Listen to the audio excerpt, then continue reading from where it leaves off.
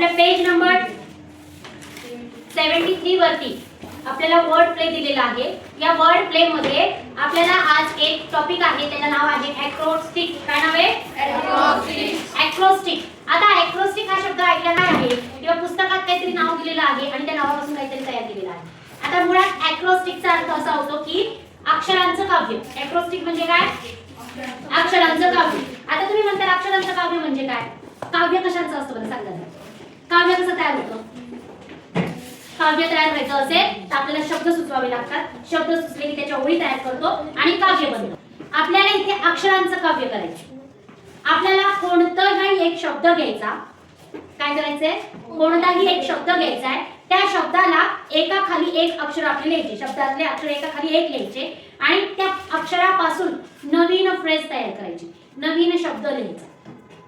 मग आपल्याला सुरुवात कशी करायची तर आपल्याला आपल्या नावापासूनच सुरुवात करायची. आपलं जे नाव आहे त्याचं स्पेलिंग आपल्याला एका खाली एक लिहायचं आणि ते स्पेलिंग लिहून झाल्यानंतर त्या प्रत्येक अल्फाबेट पासून एक नवीन शब्द तयार करायचा. मग आता शब्द तयार करताना तुम्ही एखादं समजा तुमचं नाव असेल, जसं आता समजा इथे बुशरा आहे. मग आता बी पासून तुम्ही काय नाव लिहू शकता? बॉय. तर मी तुम्हाला तेच सांगते, बी पासून बॉय किंवा बी पासून एखाद्या प्राण्याचं नाव किंवा एखाद्या पक्ष्याचं नाव असं लिहिण्यापेक्षा आपल्या नावाला सुटेबल की आपलं व्यक्तिमत्व कसं आहे, आपण दिसतो कसं किंवा आपल्याला कोणत्या गोष्टी आवडतात, ह्या शब्दांचं वर्णन करणारे शब्द त्याला जोडायचे. कळते का? तर आता बी, हे बुशरा नाव सांगितलं तर बी चं सुरुवात ब्रिलियंट. ब्रिलियंट म्हणजे अतिशय हुशार. आता यू आहे बुशरा यू, तर यू ला मी देईल अंडरस्टँडिंग म्हणजे समजदार. बघा तुमच्या नावामध्ये किती वैशिष्ट्य लपलेले आहेत हे आपल्याला शोधायचं आणि त्याला तसे शब्द जोडायचे. आता मी सुरुवात करणार आहे. आता अर्थात तुम्हाला तुमची नावं घ्यायची. मी माझं नाव घेणार. माझं नाव काय? राजश्री. तर माझी आता त्याच्यापासूनच तुम्हाला मी तयार करून दाखवते जेणेकरून तुम्हाला त्याची आयडिया येईल. बघा माझ्या नावाचं स्पेलिंग पहिले मी इथे लिहिणार R A J A S H R आणि डबल ए. माझ्या नावामध्ये डबल ए. आपल्या नावामध्ये जे असेल ते लिहायचं. खूप मोठं स्पेलिंग आहे की नाही माझ्या नावाचं? राजश्री. हो की नाही? मुळात आपल्या नावाचा अर्थ आपल्याला माहिती पण असणं गरजेचं आहे. त्याचा अर्थ काय निघतो हे पण आपल्या नावाचं आपल्याला माहिती आहे. आता बरेच जण म्हणतात राज्य करणारी स्त्री. नाही, राज्य करणारी नाही स्त्री, राजाश्रय प्राप्त झालेली स्त्री माझ्या नावाचा अर्थ आहे. मग आता हे माझं नाव आहे. आता मला याच्यापासून काय करायचंय? त्याच्यापासून मला ॲक्रोस्टिक तयार करायचं आहे, अक्षरांचं काव्य करायचं. आता मी याच्यासाठी बघा माझा आर काय आहे? आता जसं सगळेजण मला म्हणतात राज्य करणारी स्त्री म्हणून मी पहिला शब्द तोच घेतलाय. R for royal. रॉयल म्हणजे राजेशाही. रॉयल म्हणजे काय? राजेशाही. आता दुसरा शब्द ए. ठीक आहे. आता मी सगळ्यात पहिले मी लिहिणार. मी किती शब्द सांगितले? ए पासून 3 सांगितले तुम्हाला. एक तर काय सांगितलं? Attractive, amazing, artistic. मी आर्टिस्टिक वापरणार. काय वापरणार आहे? आर्टिस्टिक. आता आर्टिस्टिक म्हणजे काय? कलात्मक. मी स्वतःला कलाकार समजते. काही तुम्हाला माहिती, मला चित्रकलेची आवड आहे, मला डान्सची आवड आहे, मला गायनाची आवड आहे. हो की नाही? म्हणजे माझ्या व्यक्तिमत्वाला सूट होतील असे शब्द मी तिथे वापरते. आता पुढचं काय आले? जॉय. जे आले जॉय. जॉय. मी काय स्वतःला जॉयफुल आहे, मी आनंदी आहे, उत्साही आहे. मला स्वतःला वाटतं की मी आनंदी आहे, मी उत्साही आहे, म्हणून मी शब्द काय वापरला? जॉयफुल. काय वाटतं की मला कुठलीही गोष्ट करताना जल्लोष किंवा उत्साह वाटतो आणि मी ते माझ्या शब्दामध्ये वापरणार आहे. आता पुढचं परत काय आलंय? ए. परत ए आलं. मग मी इथे आर्टिस्टिक पहिल्या याच्यात वापरलं. आता मी इथे अट्रॅक्टिव्ह किंवा अमेझिंग वापरू शकते.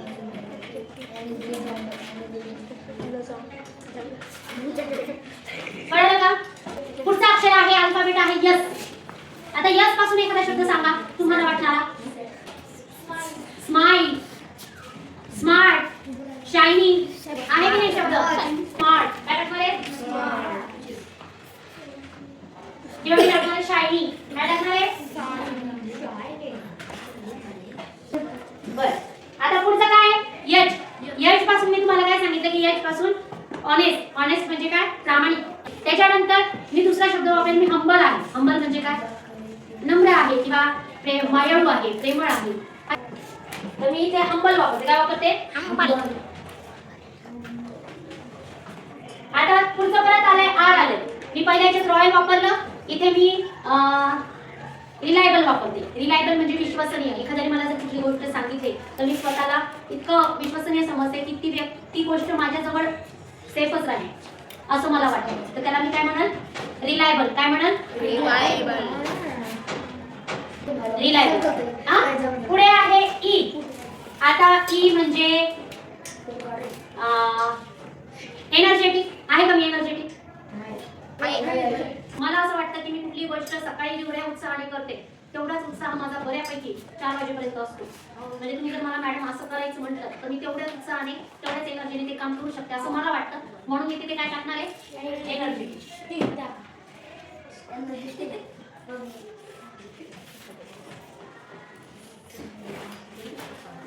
आणि परत आता आलंय, परत ई आले.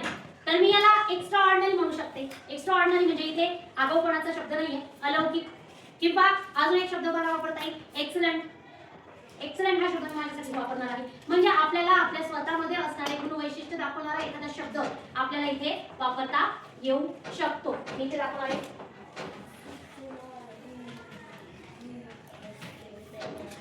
एक्सलंट. काय वापरलंय मी इथं? एक्सलंट म्हणजे उत्कृष्ट. काय वापरलंय? उत्कृष्ट. आता या पद्धतीने मी माझ्या नावाचं तयार केलेलं आहे. बघा, रॉयल म्हणजे राजशाही.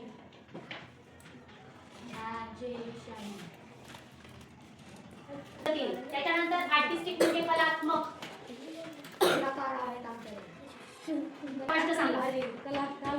त्याच्यानंतर उत्साही, जॉयफुल म्हणजे आनंदी, उत्साही.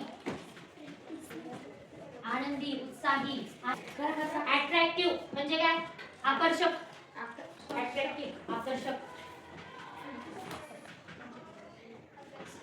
पुढे स्मार्ट. स्मार्ट म्हणजे हुशार. शायनी म्हणजे चमकदार.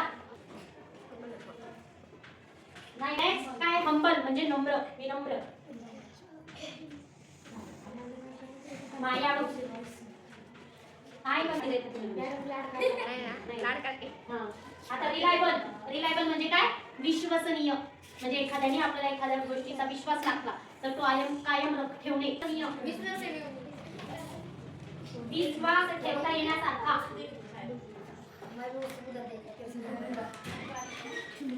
एनर्जेटिक म्हणजे काय? दिवसभर एनर्जी असलेला. आणि त्याच्यानंतर एक्सलंट म्हणजे उत्कृष्ट. तर या पद्धतीने आपण आपल्या नावाचं आपल्याला ॲक्रोस्टिक तयार करायचं आहे. आपल्या नावामध्ये येणाऱ्या अक्षरांपासून आपलं व्यक्तिमत्व दिसतं का? बरं, जाऊ द्या. व्यक्तिमत्व वर्णन करणारे शब्द जरी तुम्हाला येत नसतील तर असे शब्द वापरा जसं यश आलं तर सन. त्याच्यानंतर जर सी आलं तर फूल. नंतर ए आलं तर आर्ट. माझ्यामध्ये आर्ट आहे. त्याच्यानंतर आपल्या शब्दामध्ये जर सी आलं तर मी क्लेवर आहे असं तुम्हाला टाकता येतं. असे छोटे छोटे शब्द वापरून आपल्या नावाचं आपल्याला ॲक्रोस्टिक तयार करायचं आहे.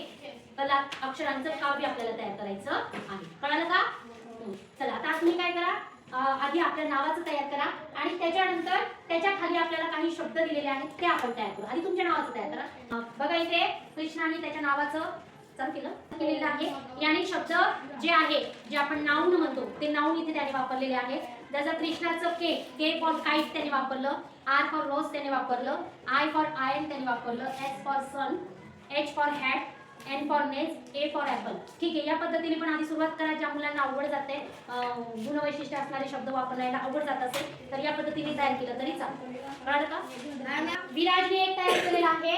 विराजने V for violin, I for ion, R for rat, A for apple आणि जे फॉर जग. ठीक आहे, या पद्धतीने तुम्ही करा सगळ्यांनी. बघा आता आपल्याला ऍक्टिव्हिटी त्यांनी काय दिली आहे. मग आपल्याला काही शब्द दिलेले, आपल्याला आपल्या मित्रासोबत म्हणजे मित्र घ्यायचा आपल्या सोबत आणि पुढचे जे शब्द आहेत ते आपल्याला तयार करायचे आहेत. आता पहिला शब्द आपल्याला त्यांनी काय दिलाय? होम. होम म्हणजे काय? आता होम या शब्दापासून आपल्याला ॲक्रोस्टिक तयार करायचं आहे. आता आपलं घर आहे तिथे आपल्याला काय मिळतं रे? हॅपीनेस. काय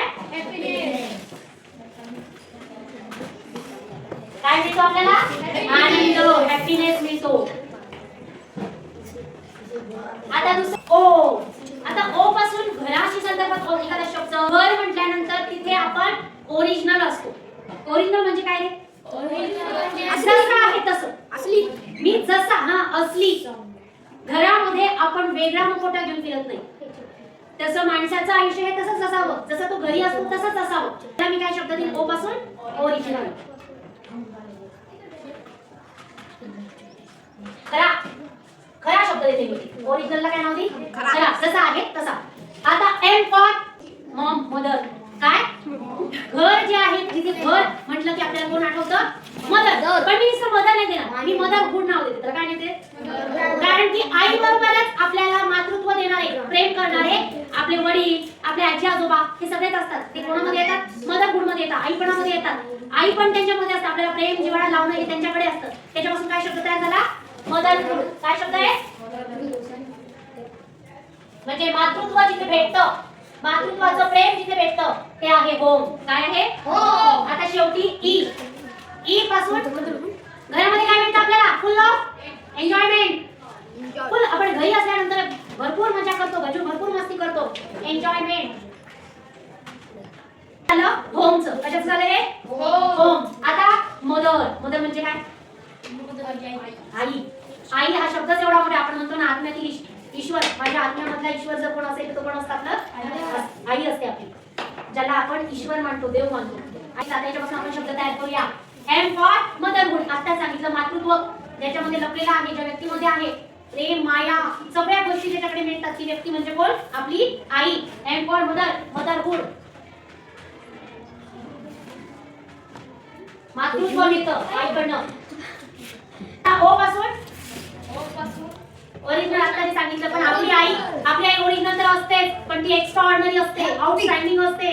तिला कितीही कामं करायला हवा ती तयारच असते. म्हणजे काय? आपण त्याला नाव देऊ आउटस्टँडिंग. काय नाव देऊया?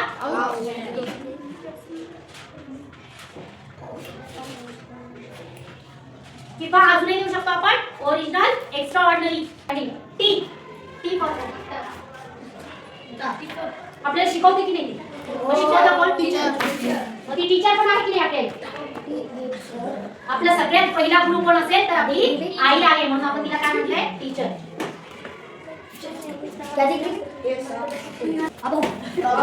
हा. T for teacher. आता एच. एच फॉर ऑनेस्ट वापरू शकतो. मी जसं आधी सांगितलं प्रामाणिक असते की नाही. परत अजून आपण नाव देऊ हंबल. ती कशी असते? नम्र असते, मयाळू असते, दयाळू असते. हा. ई फॉर आता सांगितलं एनर्जेटिक. कधी काम करत असते ती, कधी पण एनर्जेटिक. आणि आर फॉर राजश्री. राजश्री पण आली आहे, पण आपली इथे राजश्री नाही लिहायचं, आपल्याला शब्द वापरायचा आहे. काय करूया आपण? रिलायबल. विश्वसनीय. आता पुढचा आहे टीचर. म्हणजे कोण रे? शिक्षक. टीचर कसे असतात?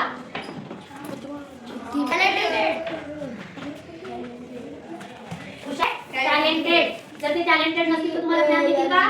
नाही. टॅलेंटेड. आता ई. आता सांगितलं मी कशी असते सकाळपासून संध्याकाळपर्यंत? Energetic. Energetic. A for attractive. आता अट्रॅक्टिव्ह नको देऊ आपण, कारण की छान शब्द अट्रॅक्टिव्ह, पण अजून काहीतरी वेगळं देऊ ना. युक्त. ऍक्टिव्ह. हा. ऍक्टिव्ह काय देऊ आपण? ऍक्टिव्ह म्हणजे सतत तत्पर. कसे असतात? ऍक्टिव्ह असतात म्हणजे सतत तत्पर असतात. हा. सी फॉर टॅलेंटेडचा दुसरा शब्द C for clever. C for clever. H for humble. आता जो शब्द वापरला तो किंवा हिरोईन. वीर असतात. त्याच्यानंतर ई फॉर एक्स्ट्रा ऑर्डिनरी लिहिंग. आपण काय लिहायचं?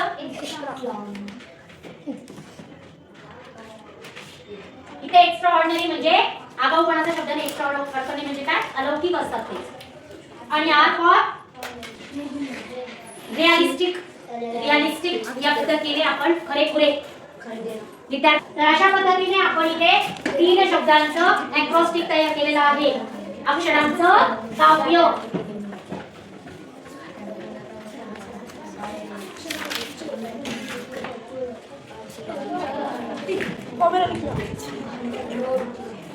चला आता आपण त्याला काव्यातच म्हणूया. म्हणायचं चालू आहे का? चला मी काय करते, आईचं काव्य तयार करू आपण. आईचं काव्य तयार करूया. We are making acrostic of mother. We are making acrostic of mother. M-O-T-H-E-R. M-O-T-H-E-R. Are called mother. M-O-T-H-E-R. Are called mother.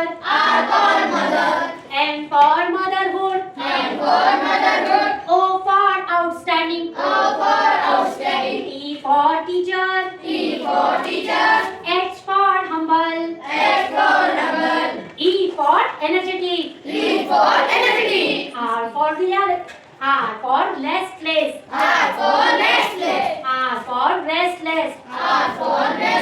My mother is motherhood outstanding teacher. Humble, energetic, restless. My mother. चला तयार आपला ऍक्रोस्टिक.